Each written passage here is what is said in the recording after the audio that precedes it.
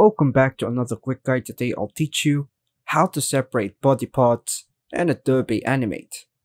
Separating body parts and Animate is a crucial step for creating character animations, especially if you plan to use rigging or the bone tool to animate the character. Here's how you can separate body parts and Adobe Animate.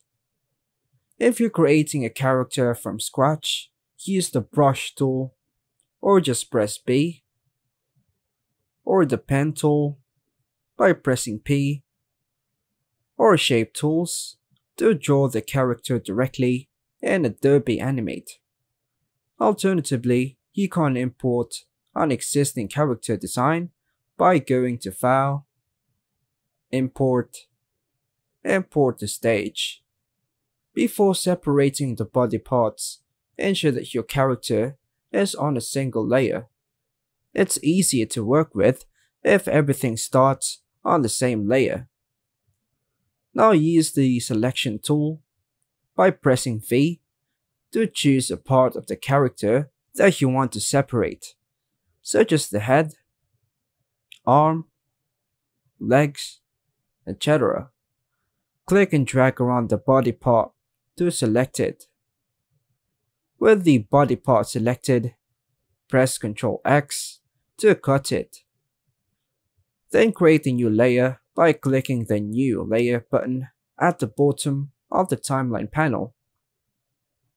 Name the new layer after the body part, for example, the head.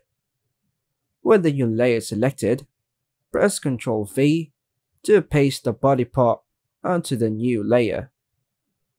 Repeat the process for each part of the character that you want to animate separately. Common parts to separate include the arms, body, legs. Then select the layer containing a separated body part. With the body part selected on the stage, press F8 to convert it into a symbol. Name the symbol appropriately, head symbol. Choose graphic as the symbol type, as it allows you to see the timeline when scrubbing through the animation. When converting the body part into a symbol, pay attention to the registration point, the small crosshair. This point determines where the body part will rotate or scale from. Position the registration point at the joint where the body part connects to another. Now hit OK.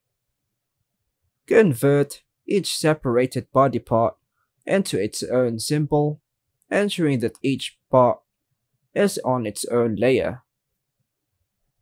Now, arrange the layers in the timeline panel to reflect the natural order of the character's body.